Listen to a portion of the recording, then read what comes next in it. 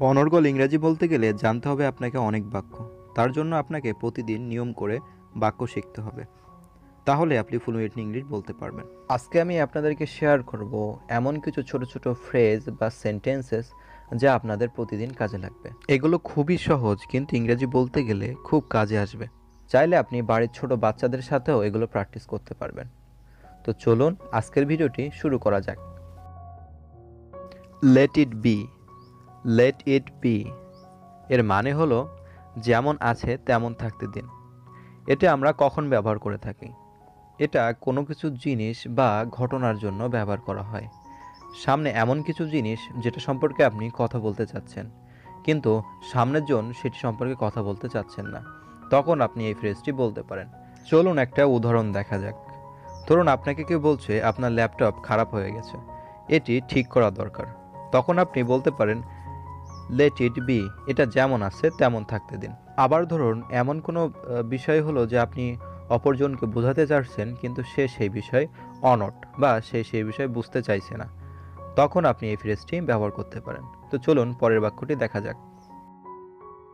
প্রস্তুত হও, এর ইংরেজি হবে বি রেডি। বি রেডি এই ফ্রেজটি আমরা কখন ব্যবহার করে থাকি? যখন হুট করে কোনো ডিসিশন নেওয়া হয় কোথাও যাওয়ার জন্য, তখন আমরা এই ফ্রেজটি ব্যবহার করি। বা আমরা এভাবে বলতে পারি তৈরি হয়ে যাও, গেট রেডি।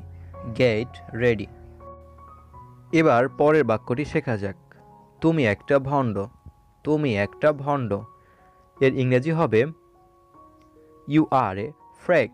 ইউ আর এ ফ্রেক। এখানে ফ্রেক মানে হচ্ছে খামখেয়ালি, অস্বাভাবিক বা উদ্ভট কিছু কাজ করে এমন। এই ফ্রেজটি ভালোভাবে শিখে নিন, এটি আপনার রিয়েল লাইফে অনেক কাজে লাগবে। চলুন পরের সেন্টেন্সটি শিখে নেওয়া যাক। এটা খুব বড়। এটা খুব বড়। It is too big. It is too big. এখানে টু মানে হচ্ছে খুব বা আরও। আমিও বা তুমিও এর ইংরেজি হবে ইউ টু। You two. যদি আপনাকে কেউ বলে যে নিজের খেয়াল রেখো, তখন আপনি বিপরীতে এটি বলতে পারেন ইউ টু বা তুমিও তোমার খেয়াল রেখো। একটু আগে আমরা শিখলাম টু মানে খুব বা আরও, আর এখন টু মানে শিখলাম ও। সে একটি গান গেয়েছিল। She sang a song. She sang a song. Sing এর পার্স ফর্ম হলো শ্যাং। সিং মানে হচ্ছে গান করা, আর শ্যাং অর্থ হচ্ছে গান গেয়েছিল।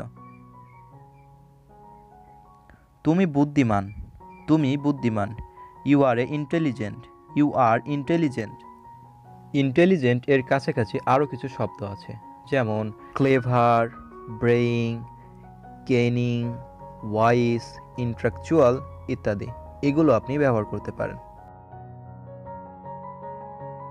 তারা দাঁড়িয়েছিল। They stood.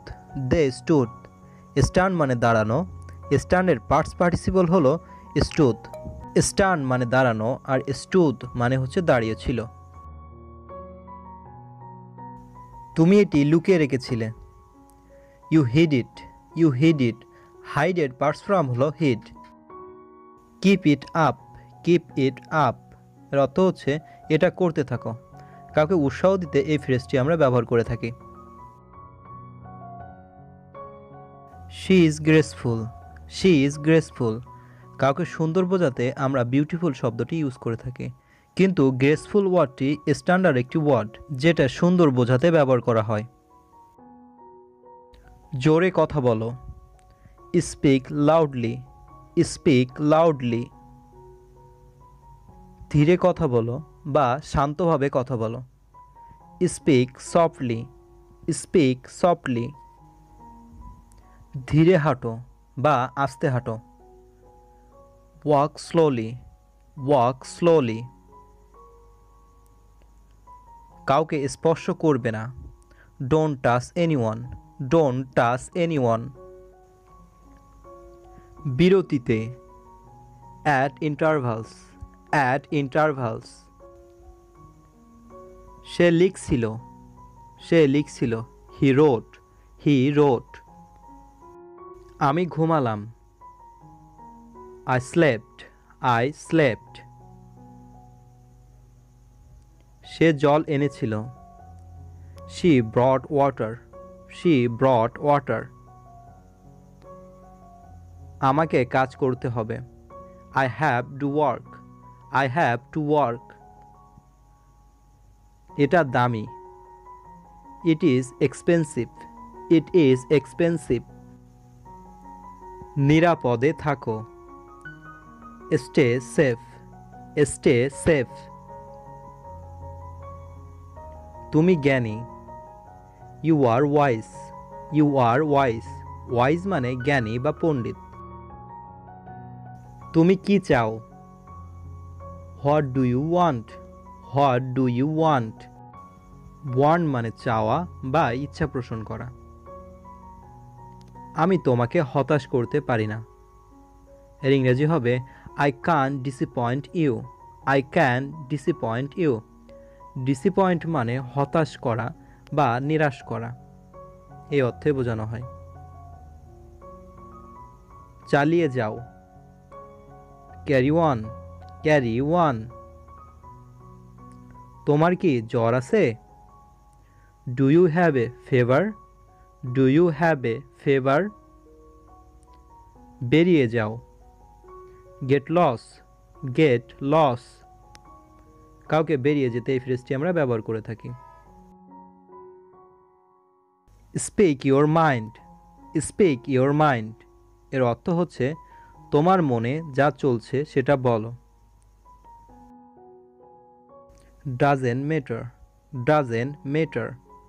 এর ইংরেজি হবে কিছু যায় আসে না বা কোনো ব্যাপার না। Not a bit. Not a bit. একটুও নয়। একটুও নয়। As you please. As you please. তুমি যেমন চাও।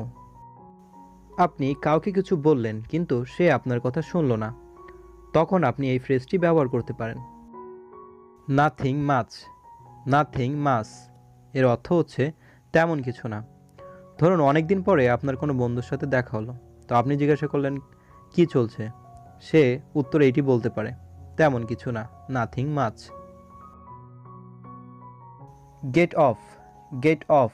গেট অফ মানে হচ্ছে নেমে যাও। যখন কেউ উঁচু জায়গায় দাঁড়িয়ে থাকে তখন আপনি ফ্রেজটি বলতে পারেন। That's where it is. That's where it is. এর অর্থ হচ্ছে ওটা ওখানে আছে। I left. আই লেফট মানে হচ্ছে আমি ছেড়ে দিয়েছি। It is light. It is light. এর অর্থ হচ্ছে এটা হালকা। আবার লাইট মানে আলো, কিন্তু এখানে হালকা অর্থে ব্যবহার করা হয়েছে। আমরা যখন কোনো জিনিস হালকা বোঝাতে আমরা লাইট শব্দটি ব্যবহার করে থাকি। তখনই। Then and there. Then and there. চলে এসো। Come on. Come on. তোমাকে সেলাম। এর ইংরেজি হবে hands off to you. Hands off to you. কাউকে অ্যাপ্রিসিয়েট করতে এই বাক্যটি ব্যবহার করা হয়, অর্থাৎ কেউ ভালো কাজ করলে আপনি এই বাক্যটি বলতে পারেন। সে সমজদার। এর ইংরেজি হবে she is sensible. She is sensible. Sensible মানে আবার বিচারপতি সম্পন্ন। কতবার। এর ইংরেজি হবে how many times. How many times. আমি জানি। I know. I know. তুমি সৎ। You are honest. You are honest. এটি দরকারি। It is useful. It is useful. Useful মানে হচ্ছে ব্যবহার উপযোগী। স্বাস্থ্যবান হও। Be healthy. Be healthy. আমরা নেচেছিলাম। We dance. We danced. আমাদের বুঝতে হবে। We will have to understand. We will have to understand. সাথে এসো। কাম অ্যালোন।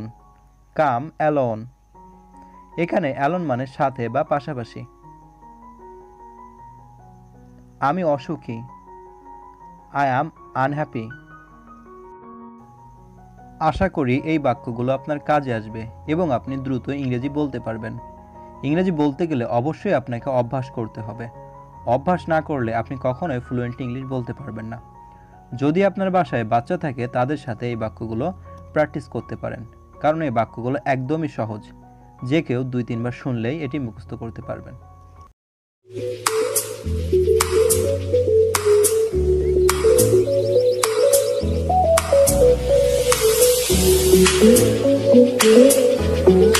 Thank you.